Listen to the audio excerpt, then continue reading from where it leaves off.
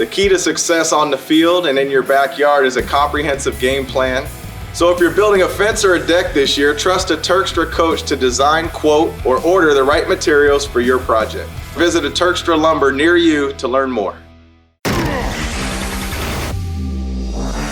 From the Ticats Audio Network, this is the Coach O Show with Luke Tasker. Welcome back. Week 18 of the CFL season. The Ticats 4-10 and going into their last 4 games of the season. Starting this week, Friday night, 7:30 at home against Saskatchewan Roughriders, and coming off of the bye week. Coach, it feels like I just asked you this, but for this last final bye week of the season, how was it for you? Yeah, bye weeks are always good. Chance to reflect, actually get your mind away from ball. And I will say that this wasn't a super long bye week, and so by the end of it, we were chomping, ready to get back to work. And so, I think it's always good for players and their health and that thing, but I think it's also good for coaches and everybody in the building, not just coaches. There's so many other people involved in the organization, from equipment to therapy to communications. Everybody is deserving and needs a break. Absolutely. You guys had 2 kind of late ones this year. Does it ever feel like a distraction at this point in the season, or an interruption, or is 3 too many? I'm so accustomed to, I think we used to always just have the one bye week. Yeah. I understand the why, with the amount of teams, and I understand the player safety and the era that we're in. But I think it does make the season pretty long, to be honest with you. I would like to see it go back to 1, but nobody asked me. Yeah. Coach, you get a fan question relating to the bye week that we'll go right into this week. So fans, be sure to remember that you can send your questions in for Coach O to gameday@ticats.ca. Each week we pick a fan question to ask Coach. So, Coach, question for the week, for this week's episode: how do you press the reset button after a bye week and get the team's focus back? Would love to know, as I'm a teacher and I struggle to get students to focus after a recess or similar break. Good luck Friday, and thanks, Lisa M. Oh, well. All right, Lisa, thank you for the question. After a bye week, I think the one thing is everybody's motivated on their own, right? I think everybody's kind of itching to be back. And so really it's about just setting the direction of what we want to get accomplished that day, and, where we're going, our next opponent. You kind of just outline that. But as far as the energy and the vibe, it's usually very positive. And when you go out there to the practice field, it feels a little bit oftentimes like your first or second day of training camp, where everybody's just excited and to get going. So I don't want to get too big into kids coming in from recess. I'd have to know a little bit more about what age it is that you are teaching. But with that, I think everybody loves goals and those types of things. And even the grown-ups here, Luke, everybody loves a good T-shirt or to strive to do some things when things go well. I think a lot of times we're just big kids in that way. So it's not hard to hit the reset button, and that's mainly because these grown folks are self-starters. Does not matter how much your contract is or how many years you've been playing. A free backpack or baseball hat in your locker never hurt anybody. No, it feels good. Funny. Yes, it does. Thanks, Lisa. Again, fans, listeners, you can mail questions for Coach O into gameday@ticats.ca, and we can pick your question on next week's show for Coach. Coach, you're coming off of the loss from Montreal into the bye week. In that game, Tim White verging on 1,000 yards here, and he has just a handful of yards left. As you guys go forward in the season and into this game of Sask, is it on your mind? Does that matter to the team? For yourselves, is it a monkey on the back situation that you'd like to get Tim across 1,000 yards? It's really not, and that's no disrespect to Tim or anybody else that nears that. It's fun to reflect at the end of the year. I think if you asked everybody to a person, it's about winning and doing the best that they can do. And of course, everybody wants to contribute in a big way. And when you get recognized for that, it's really good, and I think Tim practices extremely hard and works at his craft and is really benefiting from being in the league for a year, and also understanding the offense a little bit better, watching, a former MOP and Speedy play in front of him, and watch the high achievements of Braylon before he was injured. Those type of things are really paying dividends for him. And you're only really as good as the opportunities you're presented. And We've presented him with a lot this year, and he's made those plays. But also credit, Luke, that half the challenge is is being durable and being ready. As they say, the best ability is availability. And if you're not available, it doesn't matter how talented you are. And there's a lot that goes into that. Yeah, absolutely. Also of note for your offensive lineup is, of course, Dane and the way that he's played in the last 2 games, including the loss against Montreal, where he certainly made a handful of plays out there himself, and his game has sort of started to trend in the right direction as you enter the last bit of this season here. To me, as I kind of thought as the way he had been playing and then hitting that bye week, that sort of did seem like an interruption to me. Like you almost wish you could see Dane take the field again that next week. And of course, now we're here and it's time to move on. But what are you expecting to see in that combination with Dane, Tim White, Stephen Dunbar, that receiving crew? Just to continue to build on the solid foundation. For Dane to put together a third consecutive solid week and give us the best opportunity to win. And if opportunity presents itself, to embrace it and then make it happen. And the O-line's a huge credit to how Dane's done and to our ability to move the ball a little bit up and down the field. So and also the defense has got off the field. So special teams has done their thing. It's containing Worthy was a big deal for us. We just look forward for consistency. That's really what we're looking forward to is being consistent and not trying to just have rare moments of greatness. Sask coming to town this Friday night. The only chance for the Rough Riders to make the postseason is through the East. They have to come and replace one of the Eastern teams as the number 3 team in that Eastern bracket. A loss to Sask for your group creates a tough situation, and then you start having to rely on Ottawa, Sask, and Edmonton to all start losing games in the last handful of weeks. Your team, winning all 4 into the last stretch of the season, strangely enough, still does not guarantee a playoff spot, but it would be very, very unlikely that the Ticats would miss the playoffs if they're able to win all 4. Point being, it's starting to become very interesting. The picture is starting to play out, and the puzzle pieces are starting to align themselves on the sides of the puzzle, ready to fall into place here. Are you having these conversations with your teams? Do you start talking about the bracketing and the what can happen if we win or lose type of conversations? No, we haven't. We haven't engaged in those type of conversations. Have we discussed the urgency and that sort of thing? Absolutely, but don't want the. This is the hand that it's not even. This is the hand that we have to play right now. This is what it is. So we don't run from the facts and the reality, and what we need to do to handle our business. We know that if you don't win, throughout the season, right? If you don't win, you're going to dig yourself in a hole, and we're definitely in a hole right now. And everybody knows that. But there's only one way to get out of that. It's not going to be in one leap. You gotta just continue to grind and build and go to work. So, we haven't spent time, with the ramifications. Everybody understands what it is. We haven't ran from it. Everybody knows. Everybody's in tune. But we don't block off segments to lay out the landscape. We do address certain aspects of it and where they're at and where we're at. But it's not a huge focus. As Sask gets ready to make the trip out to Hamilton, they have lost 4 straight games. They've had a handful of controversies and sort of whatever you want to call it, bad press throughout the season. They've had a strange year, I think is safe to say. And they are a losing team. We always say you keep a losing team losing. What does that look like for your team as you prepare for the Rough Riders to come in? Well, they're an aggressive football team. They play hard. They're well coached. I don't, take a huge deep dive into, their organization. We got our own sack of rocks to carry here. But once we address those things, Luke, you're aware, the focus comes solely back on ourselves. Like, we control what we can control, and that is how we prepare, how we practice, and then ultimately on game day, how we execute. And the opponent at this point could be Winnipeg again. It could be anybody on the whole schedule. And the results or the ramifications could all be the same. So that's why we don't we prepare for our opponents and we scheme for our opponents. But as far as the other stuff that we can control, we just don't focus on where they may be, what they may be thinking, those types of things.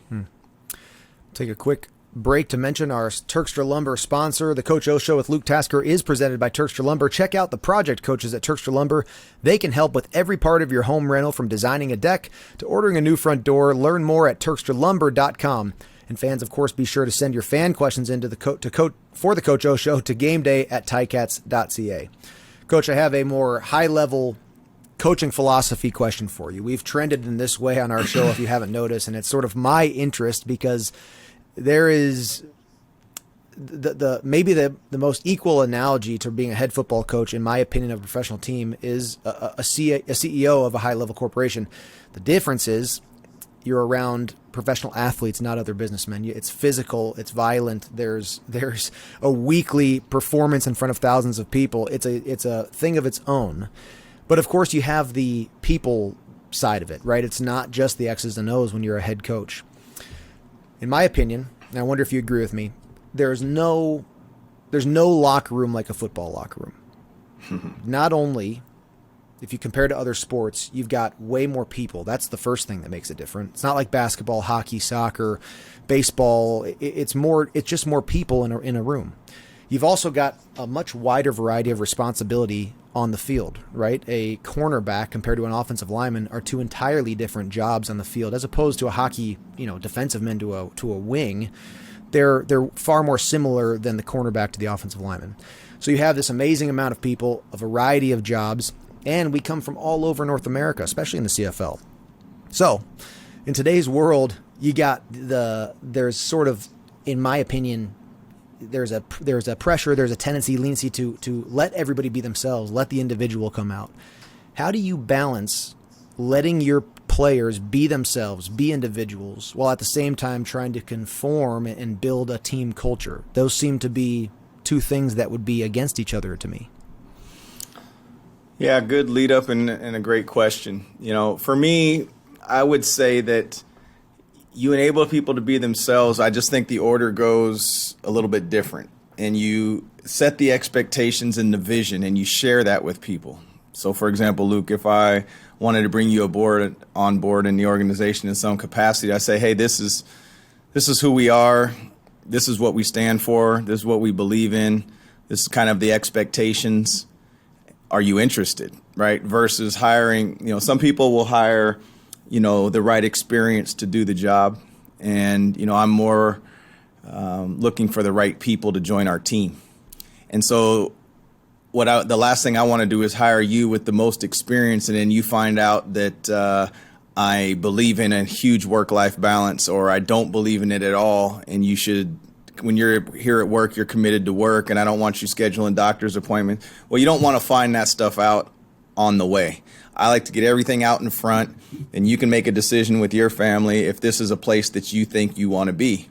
And, and then I encourage you to speak to other people. So I give you, you should basically interviewing me on exactly what a day in the life looks like and the expectations, because I already know the expectations. And then, I should be held to the same standard of embodying those things.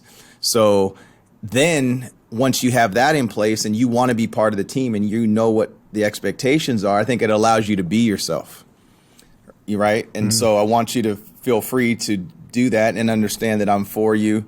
And, we want you to be part of a growth environment and be able to say how you feel and be able to go to your kids' basketball games, or your wife's, not feeling well, and you're very comfortable not asking me if you can go home to be with your wife, but just letting me know and communicating, which is the number one pillar in our organization. I think there's a difference there.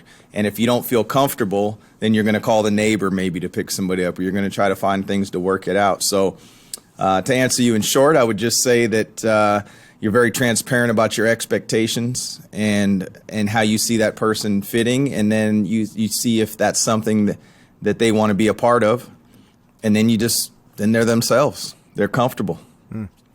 It's fascinating, and I have memories throughout my career of players and coaches, to be honest, players and people in the organization whose individual, they're them being themselves albeit maybe it was different or crazy or weird, was a good thing. And I can remember times where guys were too much, weren't able to buy in and weren't able to conform. Sounds like a bad word, but weren't able to conform to that sort of culture, and their individualistic style kind of worked their way out. But there's nothing like a football team to deal with so many people and so many different people. I think Luke, just to jump in there, I think it's, I'm with you on the conform thing, but it's like, do you want to be a part of this team? So, for example, if you don't like the way that Apple greets you, then you should. That's fine. Then you go work for Microsoft. They may do it a different way.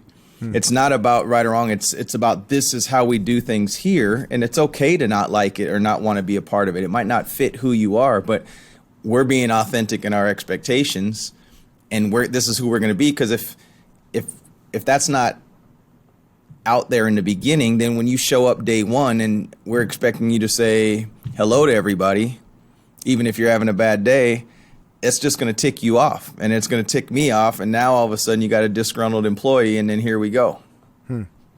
I've heard you say, to the question of something like, what do you expect from Dane? And I've heard you say before, we expect Dane to be himself.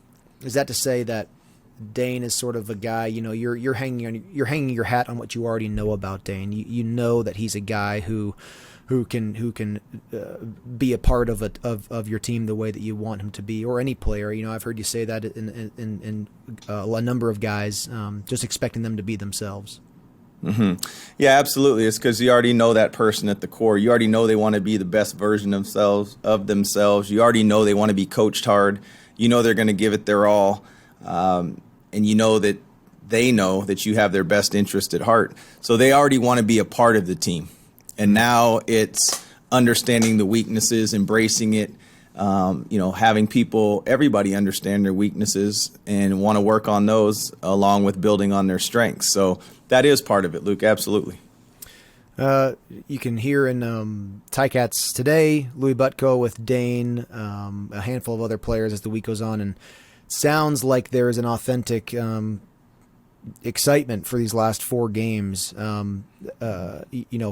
You take the stance often that the locker room is the players, and you don't want to put your foot in there or have too much of a presence there. But is that the energy and the feeling that you're getting from your team, that there's a genuine excitement for what could be from these 4 games to come? Yeah, no, and what I'm basing that off of is our meeting room.